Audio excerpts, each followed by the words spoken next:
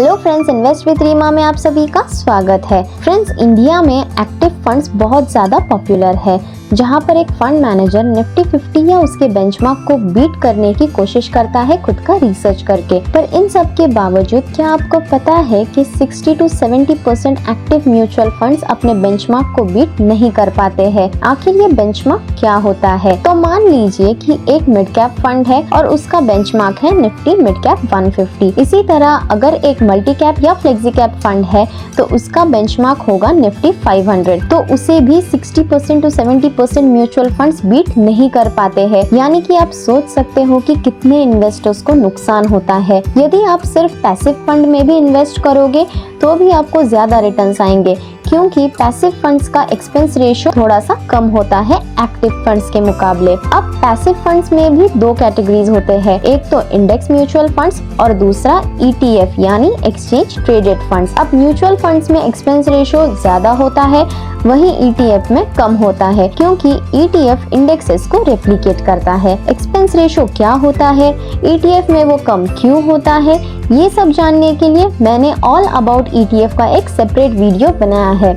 इसका लिंक मैंने इस वीडियो के डिस्क्रिप्शन में दिया है, आप वहां जाकर उसे देख सकते हैं। और अगर आप मेरे चैनल इन्वेस्ट विद रीमा पर नए हो तो चैनल को सब्सक्राइब जरूर कीजिएगा। फ्रेंड्स, इंडिया में कई सारे इंडेक्सेस अवेलेबल है जिसमें आप ETF या म्यूचुअल फंड्स के द्वारा इन्वेस्ट कर सकते हो। अब म्यूचुअल फंड्स में आपको कई सारे ऑप्शंस मिलेंगे। जो ऑप्शंस म्यूचुअल फंड्स में अवेलेबल है वो ETFs में भी अवेलेबल, जैसे Sensex, Nifty 50, Nifty next 50, Nifty 100 equal weight, small cap, mid cap, Nifty bank, Nasdaq 100, Nifty 200, momentum 30, NYSE FANG जैसे कई सारे म्यूचुअल फंड्स और ETFs दोनों भी अवेलेबल है। तो फ्रेंड्स, क्या आपको ETF लेना चाहिए या म्यूचुअल फंड लेना चाहिए? ये अगर आपके मन में सवाल है तो सिंपल है दोस्तों, अगर आप स्टॉक्स बाय करते हो और आपका डीमैट अकाउंट है तो आप ETF बाय कर सकते हो। अगर आपके पास डीमैट अकाउंट नहीं है तो इस वीडियो के डिस्क्रिप्शन में मैंने आपको फ्री डीमैट अकाउंट ओपनिंग का लिंक दिया है, आप वहां से आपका फ्री डीमैट अकाउंट ओपन कर सकते हो। लेकिन ETF में लिक्विडिटी थोड़ी सी कम होगी। अगर आप स्टॉक्स लेते ही नहीं हो और सिर्फ म्यूचुअल फंड्स लेते हो तो आपको इंडेक्सेस की म्यूचुअल फंड्स में ही स्टिक रहना चाहिए। आपको अलग से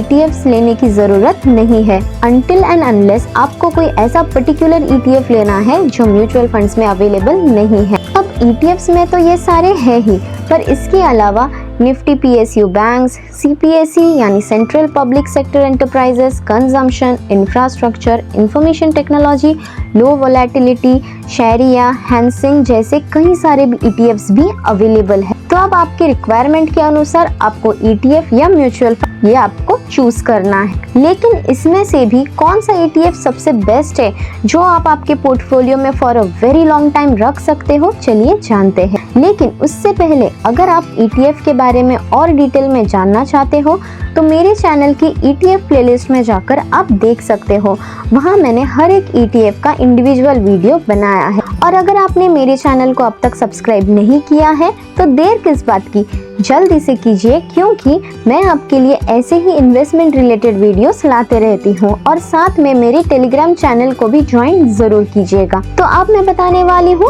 ETFs के बारे में। तो फ्रेंड्स, क्या आप जानते हो कि ETFs कितने? इंडिया में टोटल 99 ETFs है, जिसमें से अंडरलाइन ETF एक ही है और उसके कई सारे डिफरेंट ETFs है अलग अलग कंपनीज के। जैसे निफ्टी 50 की बात करें तो SBI, Nippon India, ICICI prudential, Kotak, HDFC, Motilal Oswal और आदित्य बिरला जैसे कई सारे कंपनीज की अवेलेबल है। अब आप सोच रहे होंगे कि इतने सारे ETFs में से कौन सा ETF बेस्ट है, ये कैसे चूज करें? तो आज मैं आपको एक बहुत ही सिंपल सा स्ट्रैटेजी बताने वाली हूँ, जिसकी मदद से आपको आगे जाके कभी भी कोई भी ETF चूज करने में दिक्कत या परेशानी नहीं होगी।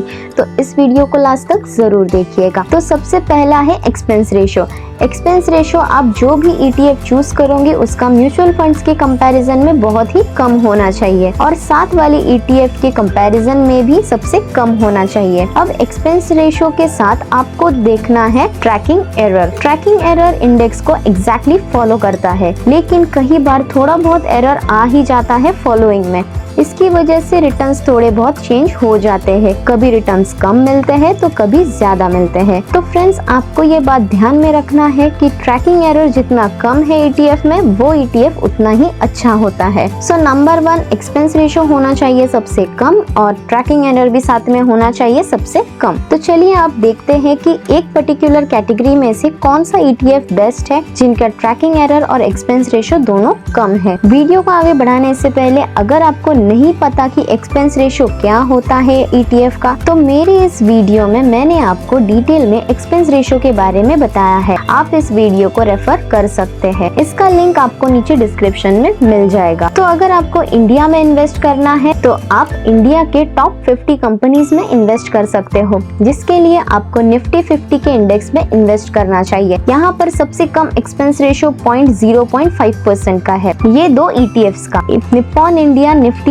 50 HDFC 50 ETF, इनका ट्रैकिंग एरर भी कम है और एक्सपेंस रेशियो भी कम है। तो इसमें से ही आप कोई भी एक ETF चूज कर सकते हो। अगर आपको निफ्टी 50 में इन्वेस्ट करना है तो अगर आप निफ्टी 20 के बारे में और भी डिटेल में जानना चाहते हो तो मेरे चैनल के प्लेलिस्ट में जाकर निफ्टी 20 का इस वीडियो को आप रेफर जरूर कीजिएगा, इसका लिंक भी मैंने डिस्क्रिप्शन में दिया है। अब निफ्टी 50 यानी इंडिया के टॉप 50 कंपनीज आते हैं अपने अपने परफॉर्मेंस और वेटेज के अनुसार। सबसे ज्यादा वेटेज मिलता है रिलायंस इंडस्ट्रीज को, उसके बाद इन्फोसिस, फिर HDFC बैंक, फिर ICICI bank, HDFC, TCS, Kotak Mahindra bank, L&T and HUL। अब अगर आपको निफ्टी 50 में इन्वेस्ट नहीं करना है, आपको सिर्फ इंडिया के फर्स्ट 30 कंपनीज में इन्वेस्ट करना है, तो आपको इन्वेस्ट करना चाहिए सेंसेक्स 30 ETFs में। सेंसेक्स यानी इंडिया के फर्स्ट 30 कंपनीज। तो अगर आप सेंसेक्स को चूज करते हो तो एक्सपेंस रेशियो और ट्रैकिंग एरर जिसका सबसे कम है वो है ये 3 ETFs का, जो है HDFC Sensex 30 ETF, Nippon India Sensex 30 ETF और ICICI प्रूडेंशियल सेंसेक्स 30 ETF। इसमें से आप कोई भी एक ETF को चूज कर सकते हो। ये 3 बाकियों के कंपैरिजन से सबसे बेस्ट है और ये आप खुद भी चेक कर सकते हो। सेंसेक्स के अलावा आपको अगर अगले 50 कंपनीज में इन्वेस्ट करना है यानी 51 से लेकर 100, तो आप निफ्टी नेक्स्ट 50 में इन्वेस्ट कर सकते हो। ये भी लार्ज कैप्स ही होते हैं। तो अगर आपको निफ्टी नेक्स्ट 50 लेना है तो जिसका एक्सपेंस रेशियो सबसे कम है वो है आदित्य बिरला सन लाइफ निफ्टी नेक्स्ट 50 ETF का, मगर इसका ट्रैकिंग एरर बाकियों से बहुत ज्यादा है, इसलिए मैंने आदित्य बिरला सन लाइफ ETF या फिर मिराई एसेट निफ्टी नेक्स्ट 50 को कंसिडर नहीं किया है। जिसका एक्सपेंस रेशियो सबसे कम है और साथ में ट्रैकिंग एरर भी बहुत ही कम है वो है निप्पॉन इंडिया जूनियर 20 ETF। अगर आपको जूनियर 20 ETF के बारे में डिटेल में इंफॉर्मेशन चाहिए तो मेरे चैनल के प्लेलिस्ट में जाकर आप इस वीडियो को रेफर कर सकते हैं। तो निप्पॉन इंडिया जूनियर 20 एक बहुत ही बेहतरीन ETF है इसके पीयर्स के कंपैरिजन में, पीयर्स यानी इसके साथ वाली ETFs के कंपैरिजन में। और निफ्टी नेक्स्ट 50 में आते हैं ये 50 कंपनियां जो अपने अपने वेटेज और परफॉर्मेंस के अनुसार है। इसमें सबसे ज्यादा वेटेज है Avenue Supermart, Apollo Hospital, Godrej Consumer Products, Info Edge, Dabur, Adani Enterprises, Vedanta, ICICI Lombard General Insurance, Piramal Enterprises का। अब ये तो हो गए 3 मेजर ETFs। तो अगर आप चाहते हो तो निफ्टी 100 का भी ETF है ICICI प्रूडेंशियल का, लेकिन इसका एक्सपेंस रेशियो ध्यान रखिए थोड़ा सा ज्यादा है, मगर आपको इसमें निफ्टी 100 में इन्वेस्ट करने का ऑप्शन मिलता है। तो अब तक मैंने आपको मेजर इंडेक्स की ETFs के बारे में बताया। अब मैं बताने वाली हूँ सेक्टोरल इंडेक्स की। सेक्टोरल इंडेक्स में निफ्टी IT एक बहुत ही अच्छा ऑप्शन है। इसमें आप इंडियन IT कंपनीज में इन्वेस्ट कर सकते हो और जैसे कि आपने देखा कि IT सेक्टर अभी बुलिश है क्योंकि आने वाले कुछ सालों में इसमें काफी ज्यादा अप ट्रेंड दिखने मिलेगा। तो अगर आप इसमें इन्वेस्ट करते हो तो आने वाले कुछ सालों में आप बहुत बढ़िया रिटर्न्स पा सकते हैं। तो इसमें Nippon India Nifty IT ETF एक बढ़िया ऑप्शन है इंडियन IT कंपनीज में इन्वेस्ट करने के लिए, क्योंकि इसका एक्सपेंस रेशियो और ट्रैकिंग एरर सबसे कम है। इसका टिकर नेम है नेटफिट। निफ्टी IT के बारे में डिटेल में जानने के लिए मेरे चैनल के प्लेलिस्ट में जाकर नेटफिट इस वीडियो को आप रेफर कर सकते हैं। अब निफ्टी IT के कंपोनेंट्स हैं Infosys, TCS, HCL technology, Wipro, tech Mahindra, Mphasis, L&T infotech, Mindtree, Coforge और ओरेकल फाइनेंशियल सर्विसेज सॉफ्टवेयर। अब IT के अलावा अगर आपको बैंकिंग सेक्टर में इन्वेस्ट करना है तो चलिए निफ्टी बैंक देखते हैं। यहाँ पर सबसे कम एक्सपेंस रेशियो और सबसे कम ट्रैकिंग एरर है Nippon India bank Nifty ETF यानी बैंक 20। बैंकबीज ETF के बारे में डिटेल में जानने के लिए इस वीडियो को आप जरूर रेफर कीजिए। IT और बैंकिंग सेक्टर के अलावा अगर आप कंजम्पशन में इन्वेस्ट करना चाहते हो तो Nippon India Nifty India consumption ETF एक बढ़िया चॉइस। अगर आप हेल्थ केयर में इन्वेस्ट करना चाहते हो तो ICICI prudential health care ETF का एक्सपेंस रेशियो और ट्रैकिंग एरर सबसे कम है। वैसे ही अगर आप फार्मा सेक्टर में इन्वेस्ट करना चाहते हो तो Nippon India Nifty pharma ETF है। इसके साथ साथ हाल ही में ICICI प्रूडेंशियल ने FMCG का ETF लॉन्च किया है, तो अगर आप FMCG में इन्वेस्ट करना चाहते हो तो इसमें कर सकते हो। तो अब तक मैंने आपको 6 सेक्टोरल ETFs बताए हैं। अब मैं बताने वाली हूँ स्ट्रैटेजिक ETF के बारे में, जैसे कि निफ्टी 50 वैल्यू 20। इसमें 20 valued liquid blue chip company होते हैं जो NSE में लिस्टेड है, जैसे Infosys, TCS, HUL, L&T, ITC, HCL। इनको सबसे ज्यादा वेटेज है इसमें। तो इसमें इन्वेस्ट करने के लिए आपको 3 ऑप्शंस मिलते हैं, Kotak NV20, ICICI prudential NV20 और निप्पॉन इंडिया NV20। इसमें से ट्रैकिंग एरर और एक्सपेंस रेशियो सबसे कम जिसका है वो है ICICI प्रूडेंशियल का। तो अगर आपको वैल्यू 20 ETF लेना है तो ICICI प्रूडेंशियल NV20 सबसे अच्छा ऑप्शन है। वैल्यू 20 के अलावा दूसरा ऑप्शन है निफ्टी 100 क्वालिटी 30 की। इसमें निफ्टी के हर एक कंपनी का क्वालिटी स्कोर निकाला जाता है और ROE यानी रिटर्न ऑन इक्विटी, डेब्ट टू इक्विटी रेशियो और EPS ग्रोथ यानी अर्निंग पर शेयर, इन सबको एनालिसिस करके इनके 5 इयर्स के परफॉर्मेंस डेटा के अनुसार इन्हें शॉर्टलिस्ट किया जाता है। इसके कॉन्स्टिट्यूएंट्स है Infosys, HCL Tech, Bajaj Finance, Nestle, ITC, Asian Paints और HUL जैसे 30 स्टॉक्स है। तो इस ETF में अगर आपको इन्वेस्ट करना है तो आपको ये 2 ऑप्शंस मिलते हैं, जो है SBI निफ्टी 200 क्वालिटी 30 ETF और दूसरा है एडलवाइस निफ्टी 100 क्वालिटी 30 ETF। तो अभी सबसे कम ट्रैकिंग एरर और एक्सपेंस रेशियो एडलवाइस निफ्टी 100 का है। तो अगर आपको क्वालिटी 30 में इन्वेस्ट करना है तो आप इस ETF को बाय कर सकते हो। अब फ्रेंड्स, वैल्यूड स्टॉक्स और क्वालिटी स्टॉक्स के साथ साथ अब देखते हैं लो वोलेटिलिटी। लो वोलेटिलिटी में इन्वेस्ट करने के लिए ICICI प्रूडेंशियल निफ्टी 100 लो वोलेटिलिटी 30 ETF ये ऑप्शन है। अब स्ट्रैटेजिक ETF के बाद नेक्स्ट जानते हैं मल्टी फैक्टर ETF के बारे में। तो अगर आपने low volatility, quality 30, value 20, alpha 50, high beta 50 ये सब के परफॉर्मेंस को ट्रैक करके देखा तो अल्फा 50 और लो वोलेटिलिटी 30 का परफॉर्मेंस सबसे बेस्ट है। तो अगर आप इन दोनों के कॉम्बिनेशन ETF में चाहते हो जो अच्छा अल्फा मगर लो वोलेटाइल है, मतलब आसान भाषा में आपको high returns but low volatility चाहिए, तो आप ICICI प्रूडेंशियल अल्फा लो वोलेटिलिटी 30 ETF में इन्वेस्ट कर सकते हैं। इसका ट्रैकिंग एरर और एक्सपेंस रेशियो दोनों भी बहुत ही कम है। अब फ्रेंड्स, जैसे कि हम सब जानते हैं कि डाइवर्सिफिकेशन पोर्टफोलियो में बहुत ही जरूरी होता है, तो आपको इंडिया के साथ साथ आउट ऑफ इंडिया में भी इन्वेस्ट करना चाहिए। तो उसके लिए भी आपके पास बढ़िया चॉइसेस है, जैसे आप निप्पॉन इंडिया हैंसेंग 20 ETF में इन्वेस्ट कर सकते हो। हैंसेंग यानी हांगकांग का इंडेक्स है। इसके अलावा अगर आप नैस्डैक में भी इन्वेस्ट करना चाहते हो तो मोतीलाल ओसवाल का नैस्डैक 100 का ETF है। और इसके साथ मिराई एसेट ने भी रिसेंटली एक ETF लॉन्च किया है, New York stock exchange FANG plus. ये नया है इसलिए इसका ट्रैकिंग एरर अब तक नहीं आया है।